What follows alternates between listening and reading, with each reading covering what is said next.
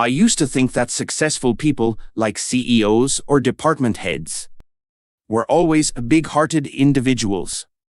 But I was wrong.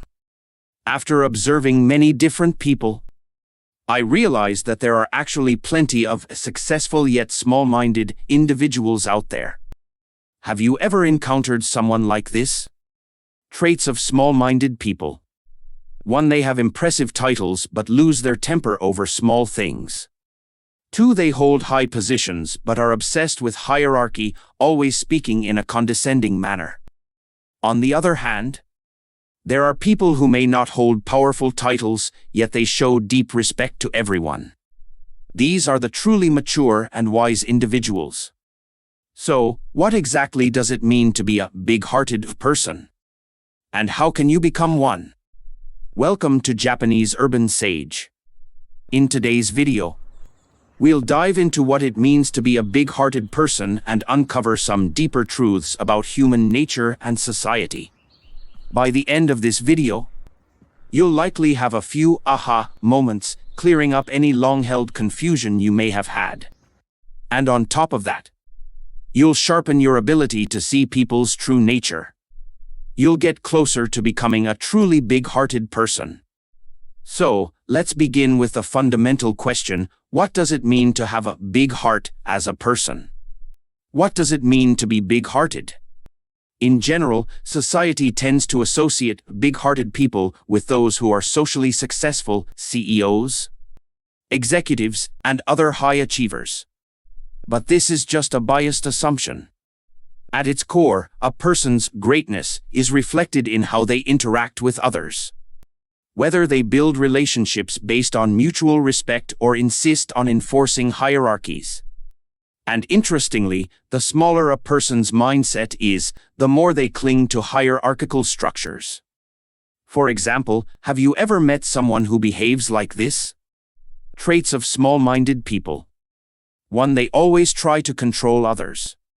Small-minded people tend to have low self-esteem, which makes them anxious unless they feel superior. That's why they constantly assert their authority, like saying, "I'm the boss here," and attempt to dominate others. 2. They treat subordinates harshly but flatter those above them.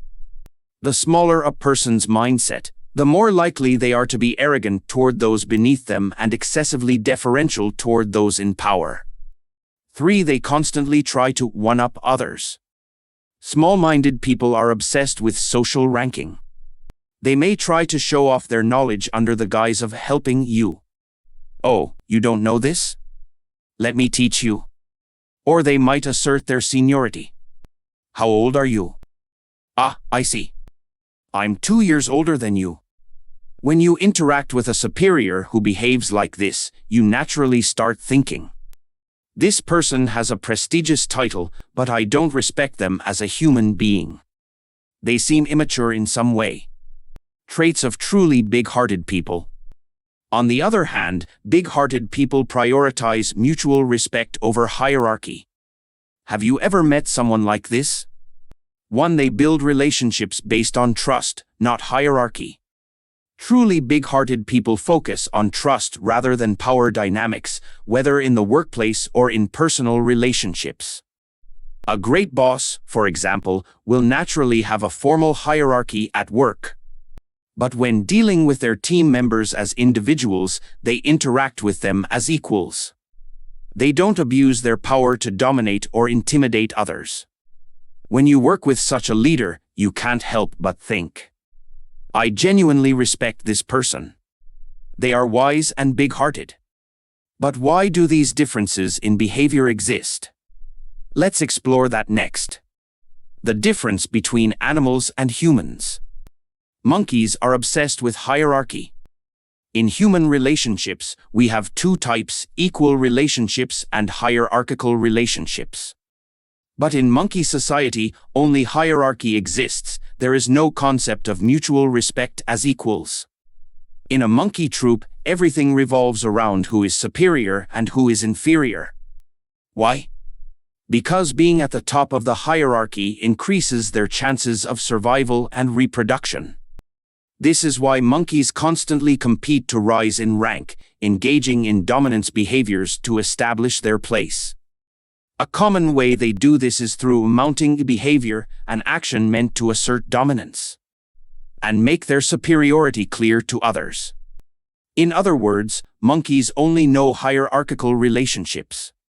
They have never experienced an equal, mutually respectful relationship. It's simply not part of their reality. And this isn't about good or bad, it's just the way monkeys are. Humans are different, but why? Now, let's talk about humans. We are Homo sapiens, an evolved species that descended from primates. Unlike monkeys, we have the ability to form equal relationships, not just hierarchical ones. But why is that? If we were to live purely by instinct, we would likely behave just like monkeys, instinctively forming strict hierarchies in our social interactions. However, humans have something unique, the prefrontal cortex, also known as the human brain. This advanced part of our brain allows us to override primitive instincts, think rationally, form relationships based on trust and mutual respect rather than dominance. From a psychological perspective, the more developed a person's conscious awareness, self-awareness, and emotional control, the more they lean toward building relationships based on trust rather than hierarchy. Why? Because, in the long run, cooperative relationships create more stability, success, and happiness for everyone involved. When humans operate on instinct. But what happens when a person is ruled by their primitive brain rather than their prefrontal cortex? They exhibit behaviors very similar to animals, such as 1. Obsessing over their rank in a group, where do I stand in the social hierarchy? 2. Acting on short-term impulses, being aggressive, taking dominance over others, or reacting emotionally. 3. Craving power and control, believing that being on top is the key to survival.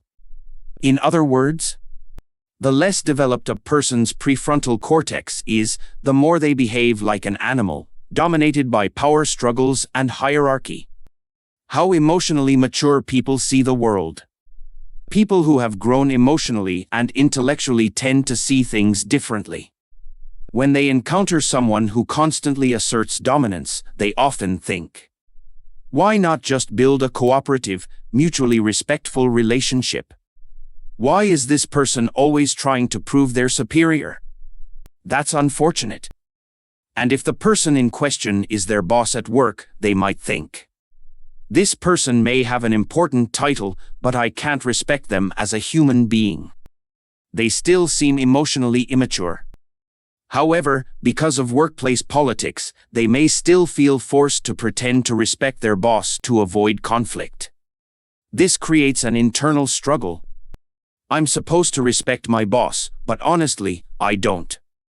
Does this sound familiar? If so, here's something important to understand. This doesn't mean you're a misfit in society. Quite the opposite. It means you are growing as a person.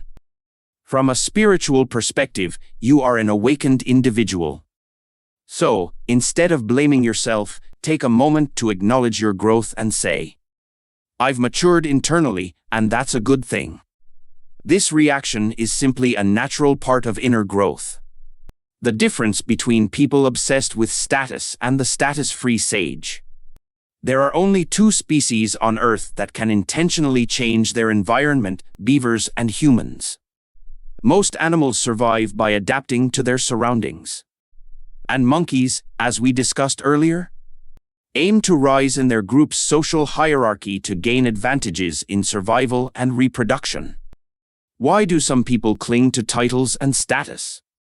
Because humans share ancestral instincts with primates. When we live unconsciously, guided by our instincts, we tend to follow the same pattern. Instead of changing our environment, we compete for a higher rank within it. In society, this translates to striving for a higher status.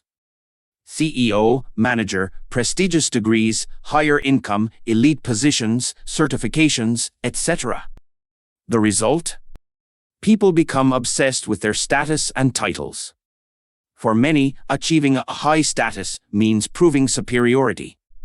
Look at me, I've made it. I'm not like the rest of you. This is just an unconscious pursuit of a higher position in the social hierarchy. And because it's unconscious, many people don't even realize they're doing it. Titles like CEO, director, top university graduate, or high salary earner serve as clear indicators of hierarchy, making them easy for people to latch onto. That's why some people become so deeply attached to their status and labels.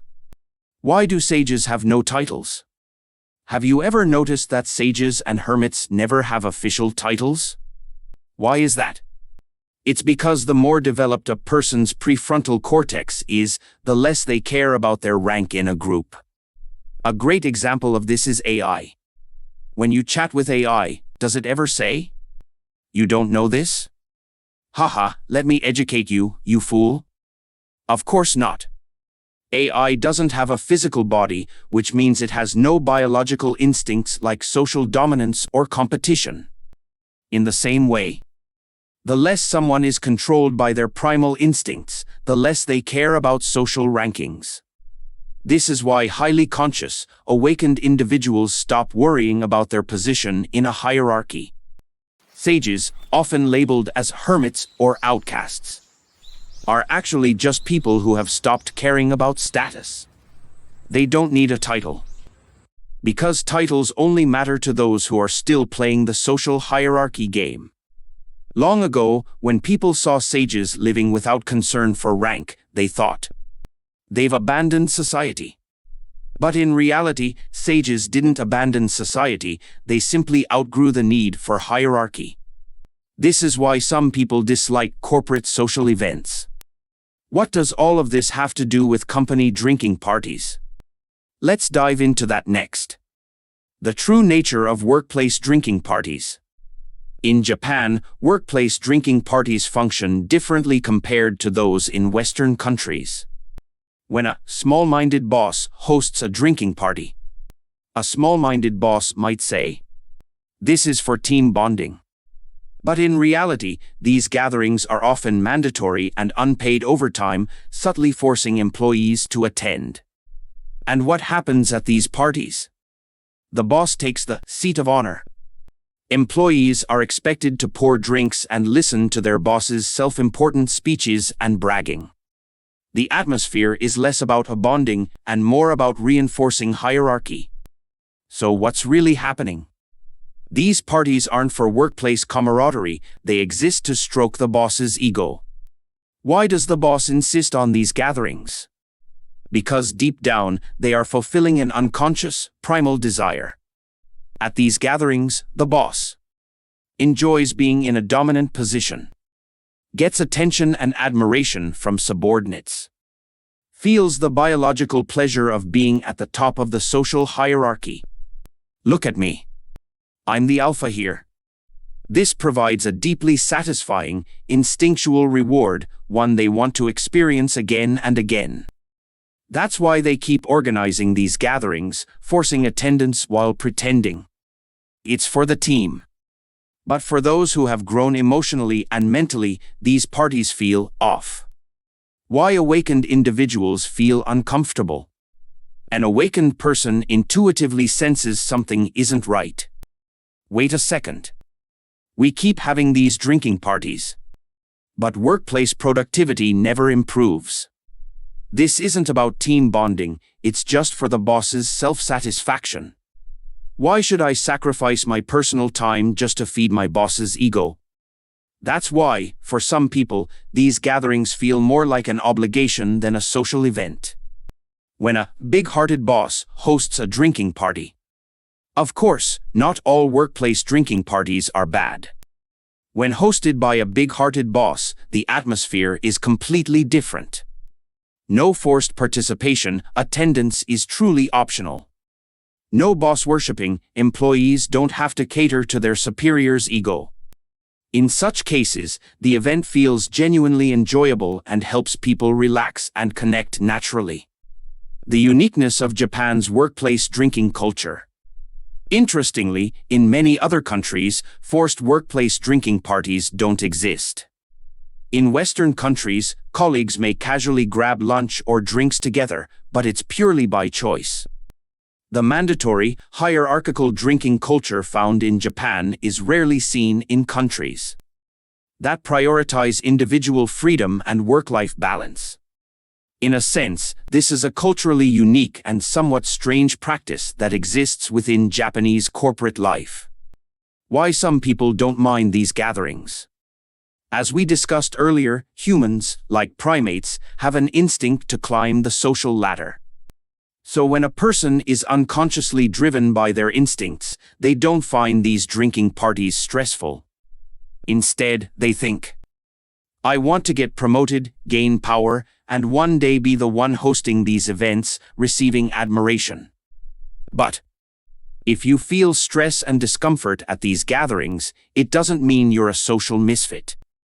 It means you've outgrown the need for hierarchical games. So rather than blaming yourself, try shifting your perspective.